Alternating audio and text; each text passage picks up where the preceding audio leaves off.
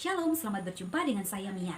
Saya sementara melanjutkan pendidikan program Magister Teknologi Pendidikan di Universitas Pelita Harapan. Di video ini saya ingin memperkenalkan salah satu mata kuliah yaitu Teori Belajar dan Konsep Mengajar.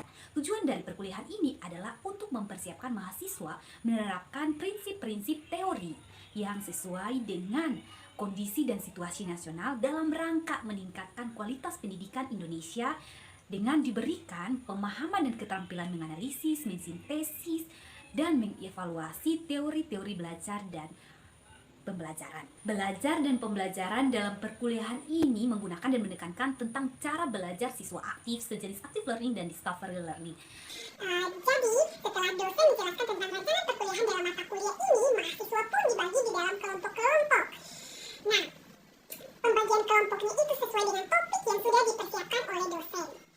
Setelah mahasiswa dibentuk di dalam kelompok, mahasiswa dapat melakukan kolaboratif dan mempresentasikan secara kreatif mengenai topik yang didapatkan. Nah, untuk mahasiswa lainnya dapat membaca buku utama yang dipersiapkan, kemudian dapat menyiapkan pertanyaan untuk ditanyakan, lalu di dalam perkuliahan dapat mencatat poin penting karena setelah perkuliahan ada forum di Moodle, yaitu diskusi dan juga refleksi yang dapat dilakukan secara mandiri oleh mahasiswa. Apakah kalian pernah mendengar tentang teori belajar dan konsep mengajar? Oke. Apakah kalian mengetahui tentang perkuliahan teori belajar dan konsep mengajar di Universitas Pelita Harapan? Oke. Apakah kalian pernah mendengar tentang teori behaviorisme tentang perilaku? Oke.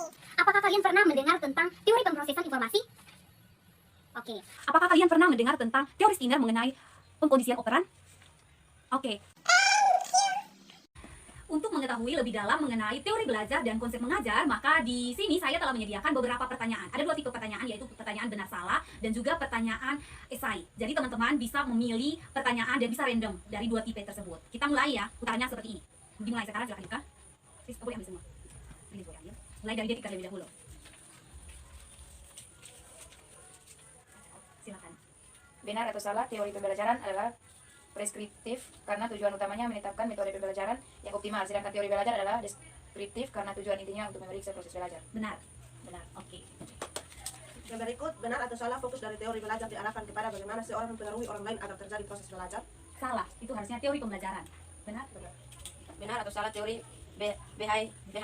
behaviorisme berasal dari kata behavior yang berarti tingkah laku, dan istilah behaviorisme diperkenalkan oleh Gage dan Berliner.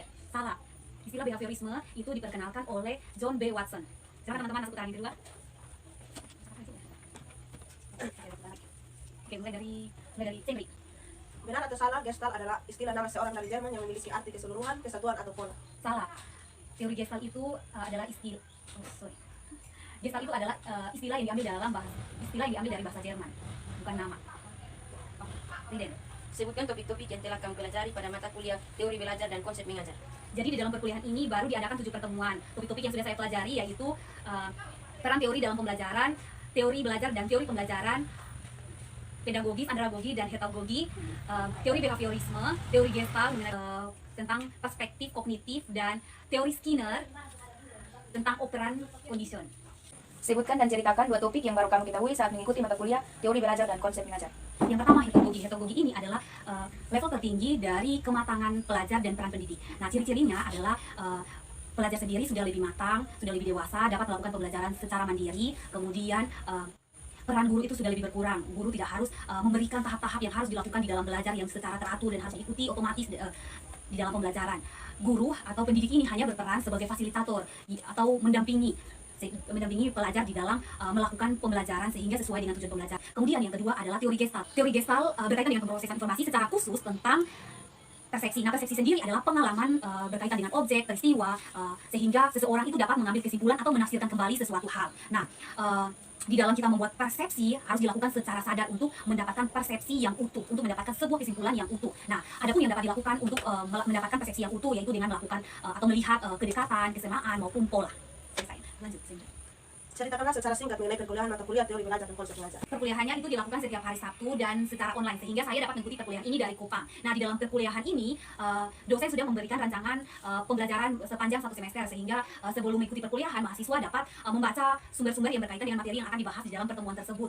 Selanjutnya dosen yang mengajar itu bernama Pak Agus Santoso. Nah, dosen yang mengajar ini sangat antusias di dalam mengajar kami sebagai mahasiswa. Selain antusias, dosennya juga itu kooperatif dan mau membimbing mahasiswa yang butuh untuk dibimbing. Nah, di dalam perkuliahan ini, teori-teori yang kami pelajari itu cukup relevan dengan konteks dari seorang guru, di mana kami belajar tentang teori belajar dan konsep mengajar, bagaimana pemrosesan informasi, kemudian bagaimana pendidikan itu tidak hanya sebatas mengenai materi apa saja yang dipelajari, tetapi lebih kepada bagaimana mentransformasi atau membentuk sebuah karakter yang akan digunakan di masa depan mereka. Selanjutnya, Riden. Ceritakan hal yang membuat kamu bersemangat dalam mengikuti mata kuliah teori belajar dan konsep. Hal yang membuat saya antusias di dalam perkuliahan ini adalah perkuliahannya itu dilakukan secara kreatif. Karena dosennya sudah membagi topik-topik yang akan dibahas oleh teman-teman kelompok, jadinya teman-teman itu di dalam kelompok itu explore berkaitan dengan materi tersebut. Dan ada saja hal baru yang saya dapatkan di dalam perkuliahan ini. Lalu yang terakhir, teman-teman yang melakukan presentasi kelompok itu melakukan presentasi semakin hari, semakin lama pertemuan, itu semakin kreatif, semakin terlihat bagaimana kolaboratif dan memunculkan ide-ide baru yang saya sendiri baru dapatkan. Itu saja. Terima kasih. Bagaimana teman-teman setelah menyimak sedikit tentang mata kuliah teori belajar dan konsep mengajar? Apakah teman-teman tertarik? Jika teman-teman tertarik, teman-teman dapat mendaftarkan diri di program Magister Teknologi Pendidikan Universitas Pelita Harapan. Atau teman-teman yang ingin belajar lebih dalam tentang mata kuliah ini dan berbagi mengenai mata kuliah ini, teman-teman dapat menghubungi saya. Sekian video dari saya. Terima kasih. Tuhan Yesus memberkati.